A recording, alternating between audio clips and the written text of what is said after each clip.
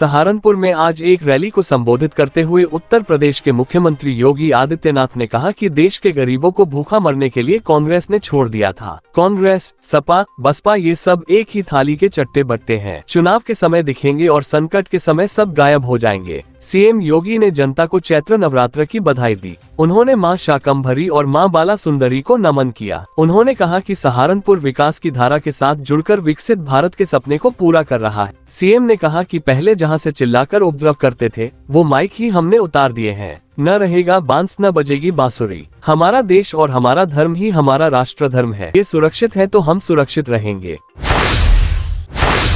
बरेली के नवाबगंज में आयोजित भारतीय जनता पार्टी के सम्मेलन में पहुंचकर उत्तर प्रदेश सरकार में जल शक्ति मंत्री स्वतंत्र देव सिंह ने कार्यकर्ताओं का मार्गदर्शन किया और कहा, इस बार लोकसभा चुनाव एक तरफा है। हर कोई भाजपा की रीति नीति से संतुष्ट है। सम्मेलन में जल शक्ति मंत्री ने जमकर विपक्ष पर निशाना साधा। उन्होंने कहा कि हमारी सरकार ने प्रदेश में सुरक्षा का माहौल देने का काम किया, गुंडा राज को खत्म किया है। उन्होंने कहा, सपा को प्रदेश की जनता ने नकार दिया और इस चुनाव में टिकट के बंटवारे से साबित है कि सपा वंशवाद की पार्टी है।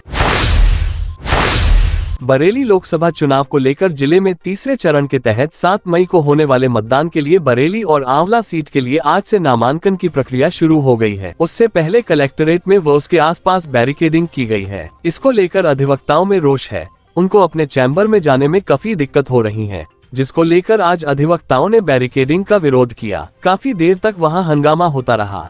वहीं अधिवक्ताओं का कहना था कि बैरिकेडिंग केवल जिला अधिकारी को अपने परिसर में करानी थी। आज से पहले इस तरह बैरिकेडिंग नहीं की गई। कई अधिवक्ताओं को अपने चेंबर तक जाने में काफी दिक्कतों का सामना करना पड़ रहा था। जब अधिकारियों ने अधिवक्ताओं को समझाया तब जाकर माहौल शांत हुआ।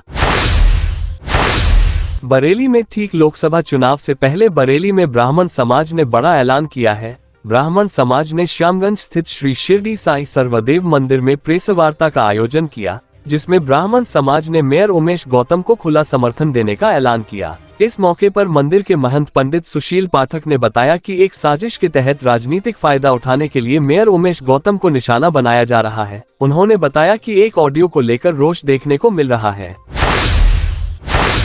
बरेली में बिशारतगंज कस्बा वार्ड 2 निवासी एक युवक की संदिग्ध परिस्थितियों में मौत हो गई। परिवार वालों ने गांव के एक व्यक्ति पर मुकदमे को लेकर रंजिश में हत्या करने का आरोप लगाया है। पुलिस ने शव को पोस्टमार्टम के लिए भेजा दिया। वहीं थाना प्रभारी ने बताया कि हर बिंदु पर जांच की जा रही है। दीपक गुरुवार दोपहर संजय नगर अपनी मौसी संतोष के घर आया था, तभी ट्रेन से वापस घर जा रहा था। इस दौरान पुलिस को सूचना मिली कि दीपक की मौत हो गई है। शव को पोस्टमार्टम के लिए भेज दिया है। मृतक के पिता धर्मपाल ने बताया कि गांव के एक व्यक्ति पर कुछ महीने पहले पत्नी के साथ छेड़खानी के संबंध में मुकदमा लिखवा दिया था। छेड़खानी से रंजिश मानते हुए उनके बेटे की हत्या की गई है।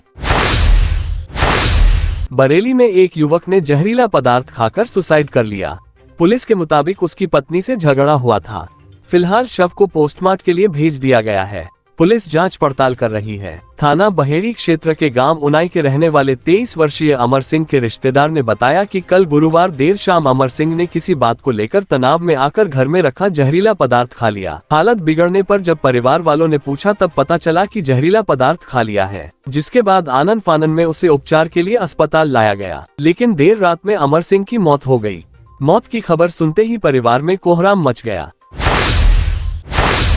बरेली अफीम की तस्करी करने जा रहे बाइक सवार दंपति की नजर जब अलीगंज पुलिस पर पड़ी तो पति सकपका गया। वो तस्कर पत्नी को छोड़कर भाग गया। पुलिस ने महिला के पास से 1 किलो अफीम बरामद की। पूछताछ में 2 अन्य लोगों के नाम प्रकाश में आए जो झारखंड से अफीम लाकर सप्लाई करते थे। पुलिस ने सभी के खिलाफ मुकदमा दर्ज कर महिला तस्कर को जेल भेज दिया। एसआई अरविंद कुमार ने दर्ज कराए मुकदमे में बताया कि वो टीम के साथ चंद्रशेखर आजाद इंटर कॉलेज गैनी गेट पर संदिग्ध लोगों की चेकिंग कर रहे थे। ब्रह्मनान की तरफ से एक बाइक आती दिखाई दी, जिस पर महिला बैठी थी और व्यक्ति बाइक चला रहा था। पुलिस को देखकर व्यक्ति बाइक मोड़कर पीछे की ओर भागने लगा। इस दौरान उसने महिला को बाइक से उतारा और उसे छोड़कर फरार हो गया। पुलिस ने पीछा किया लेकिन वो हाथ नहीं आया।